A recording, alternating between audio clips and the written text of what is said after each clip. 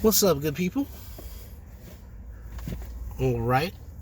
Well, we just finished the discussion on Napoleon and the Rosetta Stone. Oh, excuse me. The famous Rosetta Stone. They got a whole translation, digital translation program of the same name, the Rosetta Stone. I haven't actually used it, so I don't know how it works, but it's based on, again, something from ancient Egypt. A lot of new products, a lot of modern products are based on what they did. Yeah, excuse me, what they did back then. But a lot of people, a lot of companies will never tell you that their great ancestors stole from another people and used what they stole to create their business, to create their empire, to ensure their children's financial future. I mean, I understand, self-preservation. But if you steal from somebody and then somebody turns around and steals from you, how do you get mad and call the police and send them to jail and do all this other crazy stuff? Because you got stolen from. Weren't you the one stealing first? You just got what was coming to you. But hey, the law isn't about justice, because justice is definitely blind. That being said, should we be ruled by kings? Queens? Maybe we shouldn't be ruled at all. No presidents, no hierarchy of government. But where did it all start from? How does this politics, this government thing, how does it work? And where did it come from? Most people would say it came from Rome. They had structure, they had stability. So we especially in America, we borrow heavily from Rome. Heavily. Even our colleges have sororities and fraternities that have Greek and Roman words as their motto. So, again, that being said, let's start another discussion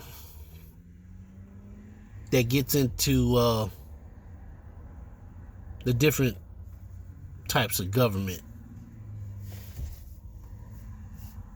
And Egypt was divided into two kingdoms, Upper and Lower Egypt. And if you'll remember, Upper Egypt is beneath Lower Egypt because of the way the Nile flows. Well, right at the cusp of history in Egypt, written history, 3200 BC roughly, Upper Egypt seems to be ruled by a king and Lower Egypt by another king. And they had symbols, crowns. The kings had different crowns. It's interesting, isn't it, that somehow a hat becomes a symbol of authority. And it's remained that. Queen of England, policemen have special hats. Everybody's got special hats. And the kings of Egypt had special hats. In the south, it was the white crown. A tall white crown. Kind of conical. In the north, it's the red crown. It's a shorter crown, has a little peak at the back, a little feather curling up in the front. So you have the tall white crown of the south and the red crown of the north. Tell you something really interesting about the crowns, and this is my theory, certainly may be wrong, but you shouldn't take it as fact. The fact is that no crown has ever been found. We do not have the crown of any king of Egypt. For 3,000 years, the pharaohs wore the red and the white crown. None has ever been found. Tutankhamun's tomb was discovered intact. Everything he packed in there for the next world was there. No crown. No crown. My theory, and this is the part that really may be wrong, I'll just present it, is that I don't think there was more than one crown in existence at any one time. I think it was like It was a magical thing. The crowns were believed to have actual magical powers. And I think it was the one thing that when a pharaoh died, he couldn't take with him to the next world. His successor got the crown. So I think there was probably only one red crown and one white crown in existence at any one time.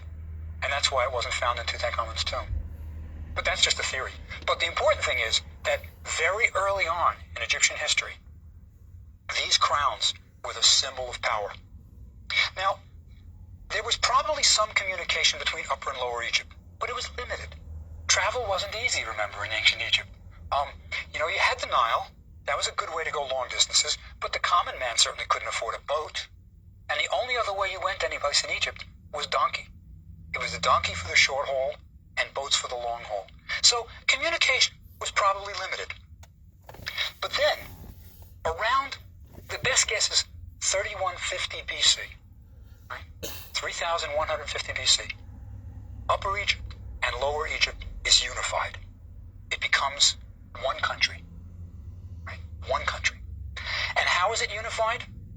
Apparently, by a king from the south conquering in the north. And that king's name is Narmer. And we have an object called the Narmer Palette, which is what I call the first historical document in the world. It tells of the unification of Egypt. And what I want to do today is tell you about the Narmer Palette and how it tells the story of the unification of Egypt. Now first, about the palette itself. It's a palette that's about 2 feet high, and it's made of slate, but isn't an ordinary slate palette. Now, as you remember, the ordinary Egyptians used palettes for grinding their cosmetics. They would take a little bit, for example, of carbon, charcoal from a fire, mix it with fat, and grind it on the palette, and that became eye makeup. It's the first cosmetics in the world. And they would put it under their eye. And also, in desert countries, it helps absorb the glare. It's not just decorative. That's why when you look at football players, they're wearing basically eye makeup under their eyes, black, to absorb the glare so it doesn't go into your eye. So this is not one of those palettes, though. This is a highly decorated, carved palette. It's what we call a ceremonial palette. It was probably never used in a house. It's too big, it's too fancy, it's too elaborate. It was probably a temple object. It may have even been used to grind the cosmetics for a statue of the gods. See, every temple, in the back of the temple had an area called the Holy of Holies, a shrine where only the priests could go. And in that Holy of Holies was a bronze statue of the god, whoever was the god of that temple. So if it was Amun, it would be a statue of Amun. And the priests, every morning, would throw open the doors and anoint the statue with oils, cosmetics, give it an offering of foods, and then close the doors. This may have been a palette that was used to anoint the gods. It's really big, beautiful, and important. But it tells a story, and that's why I say it's the first historical document in the world. Now, the palette does a few things for us. First, it's the beginnings of language. This is where we get our first real hieroglyphs telling a story. Another thing is it sets a kind of artistic convention, artistic style, that is going to last for 3,000 years. This is where we're going to see the king as a symbol of Egypt. See, the king is really the way you said Egypt. He was the icon. Egypt meant the pharaoh. He was that central. The pharaoh's role was to keep divine order in the world. See, the Egyptians had this strong concept of divine order, that there was a certain order, and Egypt was on top of that order. And the king's job was to make the right offerings to the gods, make sure that the gods were pleased, and divine order would stay. So the king is the symbol of Egypt. Now, in addition, not only is he the symbol of Egypt, he's presented in what we call hierarchical proportion. The king is bigger than everybody. When you look on a temple wall, everybody's not the same size. The king is about 4 or 5 times the size of a commoner. And he's almost the same size as the gods, because he is a god on earth. He is the god Horus on earth. So, on this Narmer palette, we see a king who is larger than everybody else, and he is the symbol of Egypt. Now, let me tell you what is on this palette. On one side of the palette, and it's carved on both sides, on one side of the palette, we see a king He's got this tall white crown, so we know he's from the south. He's wearing the white crown. And he is in a pose that will be repeated for 3,000 years of Egyptian history. It's called smiting. He's about to kill his enemy. He has his arm raised, and in his arm, he's got a mace. Now, a mace is a... Okay, so he's talking about north and south. But remember, in Egypt, the Nile River flows from the south upward to the north. So when he says south, he means the upper part of Egypt. And when he says north, he means the lower part of Egypt. So the king that ruled the south part of Egypt. How can I put this? All right. My people are from Illinois, different parts of Illinois, mostly from Chicago. So a lot of you might be able to relate to this as I'm using metaphors and stuff. Some might not. So what he's saying is, the king that ruled on the north side of Egypt, that's actually the south, because of the river goes from down up. The river, the Nile River, flows from the downward part of the earth, and it goes up to the northern part of the earth. So the northern part of the earth is the south side of Egypt, and the southern part of the earth by the river is the north side of Egypt. South side, north side. You know, White Sox, Cubs. All right. Now, I also heard him mention his theory on hats. You know, a lot of people use the metaphor, yeah, well, you know, I wear a lot of hats. You know, I'm a mom or I'm a dad, and then I have to go to work, and I'm a crane operator, and I gotta play lawyer, and you know, I gotta break up fights with my kids, so then I gotta play judge, and you know. So his theory is that at some point, that's where we get all the different job titles. Each hat represents a different job title. You know, a nurse, a doctor, a police officer, a fireman. So, understand that. That's how I take it. Your understanding might be a little different, but I'm not going to say that it's wrong. So give me a minute, and I'll get back to you. No, interesting side note.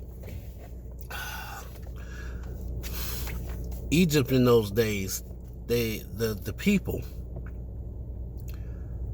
especially if you follow the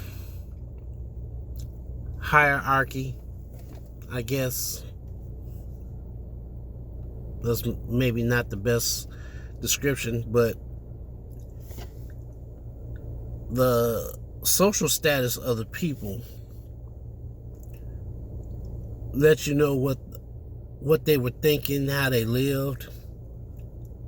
And I say that to say that I do a lot of my episodes outside, because a lot of the Egyptians, especially the more important upper level Egyptians, were into the stars. You know, they what was going on inside the pyramids was important, but it always began with a chart of the stars. That's my belief. You know, the alignment of the pyramids themselves are based on what they saw in the sky. So in order to map that, you have to spend a lot of time outside viewing the stars, measuring the distance from star to star, point to point. So I say that because clearly you can tell I'm in my vehicle filming this. So I just thought maybe you would have questions as to why is he always in his car. Now there have been sometimes I was at the house on the porch, you know. But yeah, so that's just a little side note. But back to our story. Weapon. It's basically a rock on a stick. It's a stick that can be held in the hand with a big rock on the end of it. He's talking about a mace. Smash your enemy's skull with it. And Narmer is about to smite. He's got his hand raised. And in his other hand, he is holding an enemy. It's a man with a beard. And he's got him by the hair. This is a traditional pose that you're going to see for 3,000 years. Ramses the Great, 1,000 years later, is going to show the same thing. He's got the enemies by the hair, and he's about to smite him with a mace. So Narmer is a king from the south about to smite the enemy. Now, who is this enemy? Well, there are some hieroglyphs in the background that give you a clue. Behind the enemy, we see swampy plants. We see a kind of marsh, and we see some plants coming out. That might suggest this enemy is the ruler of the Delta area. Now, the Delta, of course, is a marshy, swampy area in the north of Egypt. And you know why it's called the Delta? That's because of the Greeks. When the Greeks came into Egypt, the swampy, marshy area was a triangle shaped like the Greek letter delta. So they called it a delta. It didn't have anything to do with swamp or marsh. It was just triangular, and now we've picked that up. So this person who was about to be killed by Narmer is perhaps the ruler of the Delta. And when you look at the palette, there's some brutal things there. One of the things is the enemy, this poor guy from the Delta, was about to be killed by Narmer, has a ring placed through his nose. And the ring is attached to a string which is held by a falcon. Now the falcon is the symbol of the pharaoh. So the pharaoh has the enemy through the nose. Right, this poor guy is about to be dispatched by the king of Egypt. Now, quite interesting, behind the king is some little tiny guy. He's about 1/5 the size of Narmer. And you have to look really close when you're looking at the Narmer palette, which is in the Egyptian Museum in Cairo. You have to look really close. But he's carrying sandals. Carrying a pair of sandals. He is the sandal bearer to the king. Carries the king's sandals. Now, I don't think it means that the king really wanted to change his shoes very often. But this is an official title. He is an important official. He's not just a toady who's bringing stuff, a gopher. No. This guy is like maybe the viceroy of Egypt. And he's behind the king. But he's only about 1/5 the size. Now, how do we know this is Narmer? How do we know his name? At the top, very top of the palette, is a rectangle. Now, that rectangle is called in Egyptian a serech. It's a rectangle that represents the palace. This is where the king lived.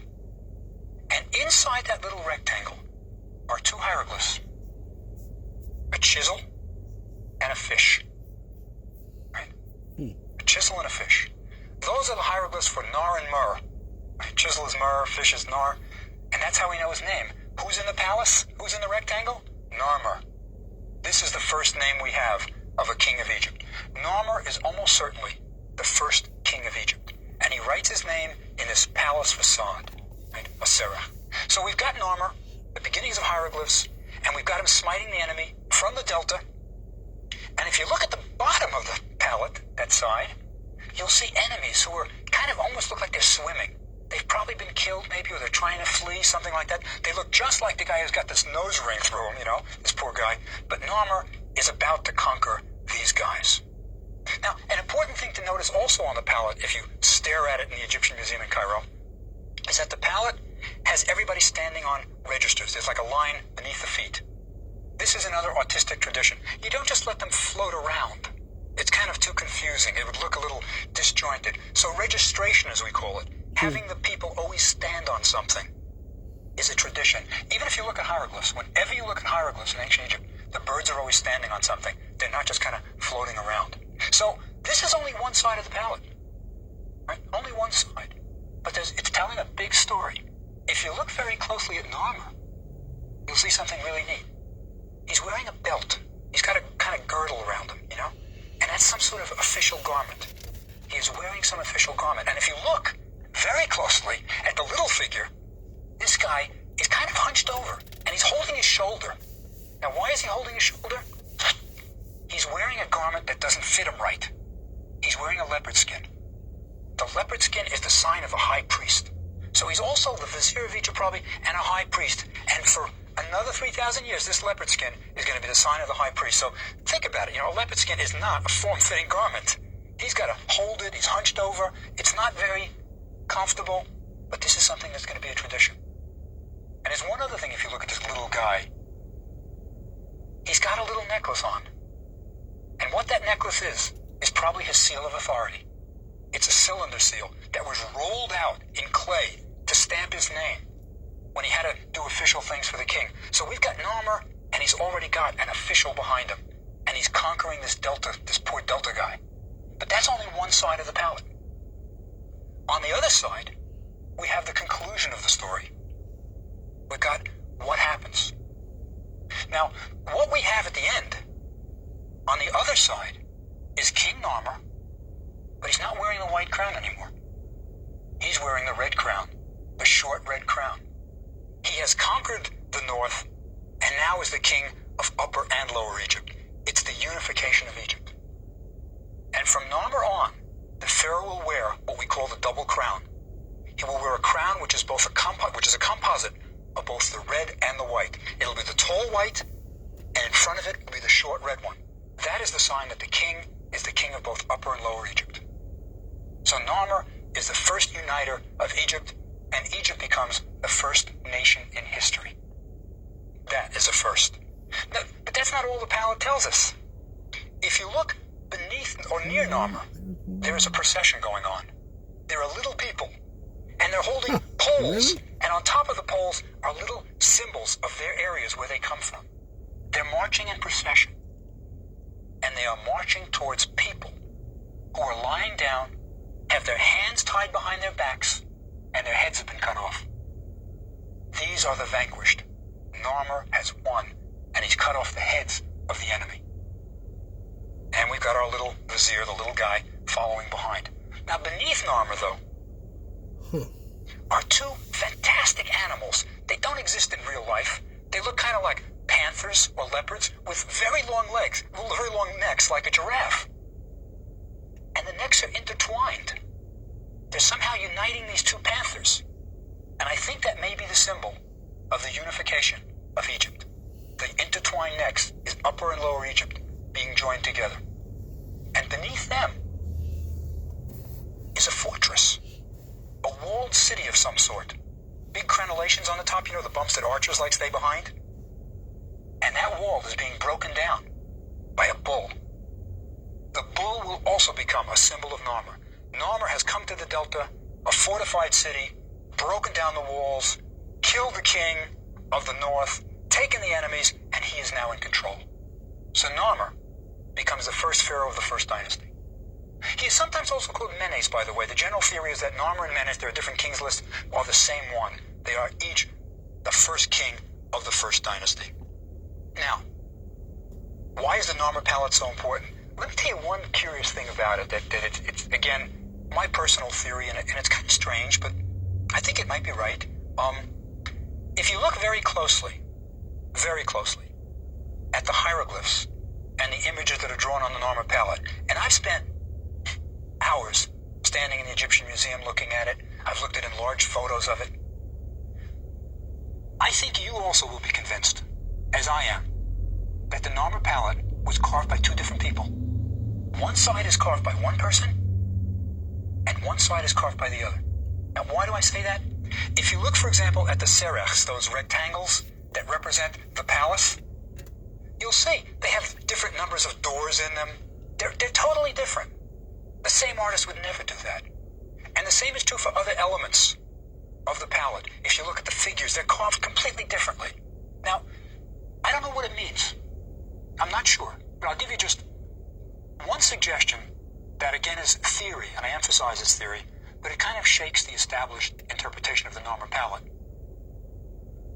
What I wonder is this. If the pallet is indeed carved by two different people, and I'm quite sure it is, why? It's a small object.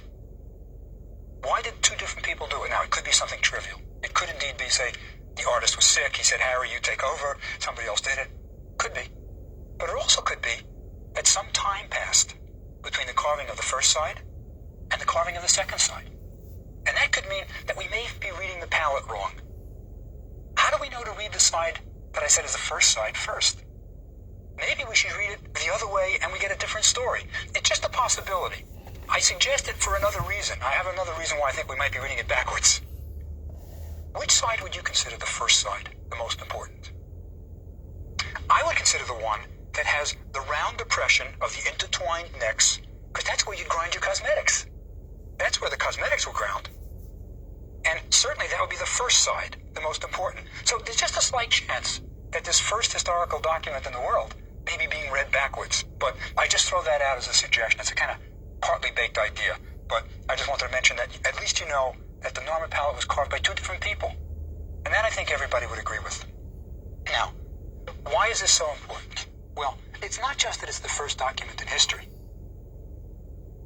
It's that it's going to set up Egypt in such a way that Egypt can rule the entire Near East. Because now Egypt has a single king who is a god on earth. Remember, that poor little guy from the Delta with a ring in his nose is being held by a falcon. The pharaoh was Horus on earth. Remember, Horus was the son of Osiris who was killed. He's the Avenger. He's the one who set it right, who defeats his evil uncle The Seth. first Avenger. So the pharaoh, as Horus, is a god on earth. Now, other nations in the Middle East, ancient nations, had kings. But the king was not a god. Only Egypt had a god. And there are real virtues to this. So we have Egypt unified under a god king. Now, why is that great? I'll tell you why.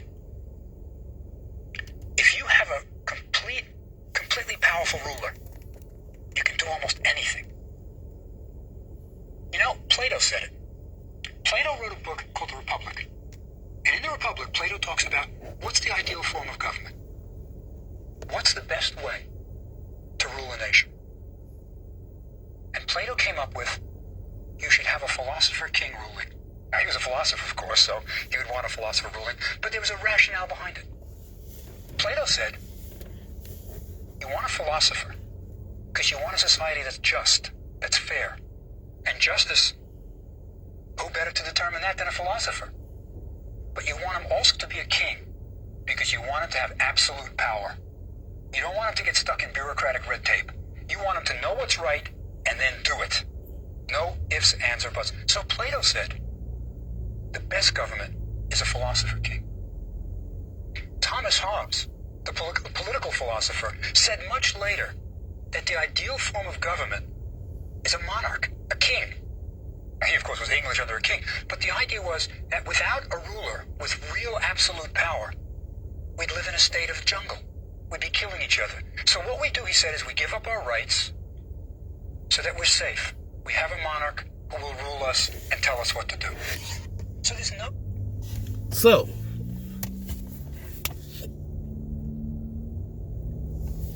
he's quoting two different people, two different minds of thought. One thing they have in common is that they both acknowledge that in order to keep the country safe, you need a king. In America, we think differently. In America, we think we have to have, senators and statesmen, and presidents, congressmen, all these different compartments. And I don't know. What's your opinion on that? Would we be better off having a king of the Americas versus having a Congress? You have a Congress,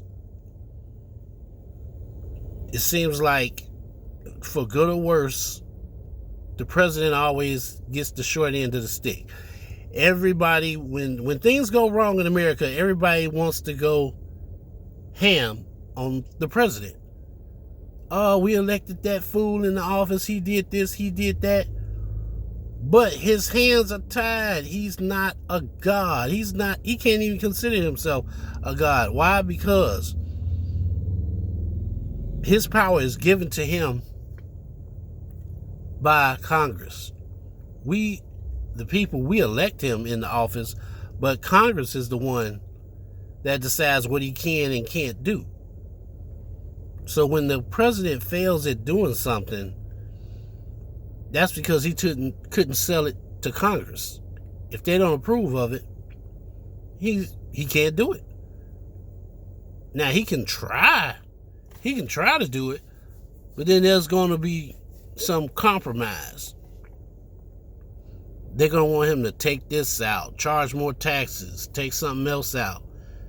By the time they get through stripping his bill, it's doesn't resemble what he started out trying to do.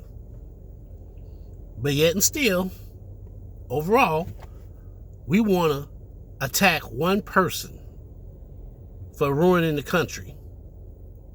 But yet and still, if somebody said, well, maybe we should just go back to a monarchy. No, we want our freedom.